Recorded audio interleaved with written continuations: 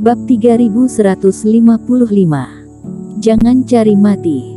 Aku menghubungi kamu hari ini karena ini masalah hidup dan mati. Aku mau berbicara dengan kamu. Didengar dari suaramu, kamu seharusnya menyalakan amplifier. Bagus juga, biarkan semua kultivator di kapal kamu dengar. Begitu dia muncul, Yason Chang berbicara dengan sentuhan arogansi dan tinggi hati. Aku, Yason Chang, tidak suka jalan memutar. Jujur saja, aku pasti akan memenangkan peringkat 5 besar galaksi. Aku tidak tahu tindakan tercela apa yang kamu gunakan untuk mengambil posisiku, tapi aku harap kamu bisa menjadi sedikit lebih tahu diri dan menyerahkan peringkat yang bukan milikmu. Jika tidak, itu tidak akan baik untukmu. Menyerahkan posisi ini. Mengapa orang ini begitu sombong dan bahkan mengancam kita? Para kultivator tampak sedikit tidak senang, dan dari suara arogan pihak lain, mereka juga tahu alasan mengapa Yason Chang menghubungi Eric Qin. Kamu ingin masuk 5 besar dan biarkan aku menyerahkan peringkat, kata Eric Qin dengan ekspresi heran. Ini sangat sederhana, kamu hanya perlu melampauiku. Setelah beberapa detik hening di sisi lain, Yason Chang berkata lagi, kamu terlalu maju, aku tidak bisa melampauinya dengan cara biasa. Jadi apa yang akan kamu lakukan? Ini sederhana. Mulai hari ini dan seterusnya, kamu tidak diperbolehkan mengambil setengah langkah ke tempat berbahaya. Hindari saja tempat berbahaya itu, dan akhirnya pergi ke sisi lain galaksi. Peringkat secara alami akan dikembalikan kepada aku, kata Yason Chang. Dengan kata lain, untuk bisa masuk 5 besar dan mendapatkan 5 hadiah teratas, tidak ada cara untuk melakukannya secara normal, jadi kami harus melepaskan kesempatan uji coba, melepaskan manfaat dari 5 besar, dan bahkan menyerahkan semua manfaat dan hadiah di sepanjang jalan, dan menyerahkan peringkat kepada kamu, kata Eric Qin dengan wajah dingin. Tapi aku penasaran, kenapa aku harus melakukan ini? Karena aku adalah 10 besar dari daftar galaksi, karena kamu lemah, tetapi kami kuat, kata Yason Chang dengan yakin. Bagaimana jika aku tidak setuju? Haha, kalau begitu jangan salahkan kita bertemu dalam pertempuran. Yason Chang mencibir. Kamu ingin melawan kami? Eric Qin bertanya. Itu benar, meskipun kamu dan aku bertanggung jawab atas sebuah kapal bintang, tapi semua orang tahu bahwa kultivator di kapal ada yang kuat dan lemah, dan kekuatannya juga berbeda. Suara Yason Chang penuh kegilaan. Dengan segala hormat, di mata aku, kalian hanyalah sekelompok semut, dan kami dapat menghancurkan kalian sampai mati kapan saja. Aku menyarankan kalian untuk tenang, tidak masalah melepaskan manfaat, setidaknya masih hidup. Jika tidak, semua kultivator kapal kalian akan mati karena kamu dan dikuburkan bersama kamu. Teman seiman Qin, aku akan memberi kamu waktu sebatang dupa untuk memikirkannya, kemudian aku akan berkomunikasi dengan kamu lagi. Aku harap keputusan kamu bukan percobaan bunuh diri. Suara di daftar galaksi berakhir dengan tiba-tiba. Mata Eric Qin sedikit menyipit, dan senyum perlahan muncul di wajahnya. Namun, jika siapapun yang mengenalnya yang melihat senyum ini pun tahu bahwa Eric Qin benar-benar marah saat ini. Sialan, keterlaluan. Mendengar hal itu, amarah si botak yang sudah lama ia tahan akhirnya meledak. Jika bukan tidak ingin mengganggu komunikasi antara Eric Qin dan Yason Chang, dia sudah memarahi orang sejak lama. Apa-apaan, jika kamu tidak memiliki kemampuan untuk menang, kamu menakut-nakuti orang lain dan suruh orang lain menyerah.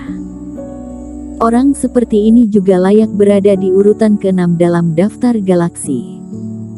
Itu benar, peringkat ini diakumulasikan oleh 20 kultivator kita. Itu diperoleh melalui risiko yang tak terhitung jumlahnya dengan banyak darah dan keringat. Dia ingin rebut hanya dengan sepatah kata. Tidak mungkin setuju, hanya dengan beberapa kata lalu meminta kita melepaskan kitab dewa dan berbagai manfaat. Aku tidak setuju. Yason Chang ini terlalu sombong, dia pikir dia siapa. Setelah mendengarnya, semua orang marah, kecuali si botak, semua orang juga memarahi. Tapi secara masuk akal, Yason Chang ini memang memiliki modal yang membanggakan diri. Di tengah kemarahan semua orang, suara tenang Tuan Chen tampak sedikit berbeda. Semuanya, seberapa banyak yang kamu ketahui tentang Yason Chang ini? Teman seiman Chen, apa maksudmu? Apa kamu takut mengangkat keunggulan orang lain untuk menghancurkan gengsimu sendiri? Aku tidak peduli siapa dia. Si botak mendengus dingin. Hehe, jika kalian benar-benar ingin melawannya, tetapi hanya memiliki kemarahan, dan bahkan tidak tahu siapa dia, bagaimana bisa mengenal dirimu sendiri dan musuhmu? Tuan Chen mengerutkan kening. Aku setuju dengan Tuan Chen, Yason Chang ini menempati urutan 6 teratas dalam daftar galaksi, tetapi aku benar-benar tidak mengenal orang ini, kata Ritz Sun dengan sungguh-sungguh. Teman seiman Zhang, biarkan Tuan Chen lanjut jelaskan. Eric Qin juga menghentikan si botak dan berkata. Tuan Chen menjawab, lalu menarik napas dalam-dalam, seolah ingin menenangkan diri. Kalian tidak mengerti, karena daerah tempat tinggal Yason Chang adalah pegunungan sihir, yaitu di selatan daerah ini, dekat dinasti Bai. Tempat yang sering dia kunjungi juga di antara berbagai kerajaan yang berdiri di sana. Perlu kalian ketahui, bahwa di tepi dinasti Bai, di dekat daerah pegunungan sihir, sebenarnya terdapat ratusan kerajaan besar dan kecil, dan sebagian besar saling berperang dengan sengit, bahkan lebih kacau dari sebagian besar pegunungan sihir. Dan Yason Chang ini muncul di tempat yang begitu kacau. Pada usia 16 tahun, dia menyerang dan membunuh penguasa suatu kerajaan. Dia memancing para master dari di kerajaan mengejar untuk membunuhnya selama 30 tahun penuh. Akibatnya, semua master itu dibunuh olehnya. Belum lagi, bahkan warga negara itu dibantai habis olehnya. Kerumunan gemetar. Pada usia 16 tahun, apalagi seorang kultivator, bahkan seorang manusia pun belum dewasa. Tetapi pada usia ini, Yason Chang berani membunuh penguasa kerajaan dan mencari masalah besar. Dan setelah 30 tahun melarikan diri dan tidak mati, berbalik menghancurkan seluruh kerajaan, itu benar-benar kejam. Proses naiknya ketenaran dia bukanlah seperti Sony Yuan atau Yamin Wei yang menunjukkan bakat mereka, atau melalui beberapa kompetisi, tetapi sepenuhnya mengandalkan tangan yang berlumuran darah, dengan menginjak tulang dan kerangka putih, selangkah demi selangkah mencapai puncak master. Ekspresi Tuan Chen sedikit suram. Dan orang ini berpikiran sempit dan pendendam. Dia pernah menguasai beberapa kerajaan untuk kesenangannya, dan menggunakan roh spiritual kerajaan ini sebagai alat untuk berkultivasi. Karena kesombongannya, para tetua dinasti Bai datang untuk mengusirnya. Akibatnya, orang ini bahkan membunuh semua tetua dinasti Bai.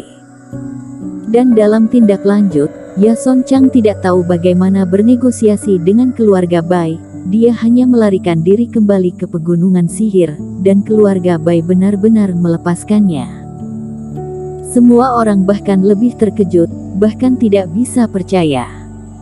5 dinasti jelas merupakan 5 kekuasa paling kuat di antara kekuatan di daratan dunia dewa. Dan Yason Chang ini berani memprovokasi dinasti Bai, dan masih hidup dan sehat. Meski begitu, biarpun Jason Chang ini adalah raja penjahat, aku juga tidak peduli, tetapi apakah kamu takut akan hal itu? Si botak mengerutkan kening dan mendengus dingin. Apa aku akan takut padanya? Siapa sangka, kata-kata si botak tampaknya membangkitkan saraf Tuan Chen yang paling sensitif. Dia merah wajahnya dan melompat tiba-tiba. Dengan tangan terangkat, Tuan Chen mengeluarkan pedang spiritual yang berlumuran darah. Di atas ujung pedang ini, ada juga energi iblis yang kuat. Pedang ini milik ayahku. Ketika Yason Chang merajalela di berbagai kerajaan, ayahku kebetulan melewati salah satu kerajaan. Bersambung.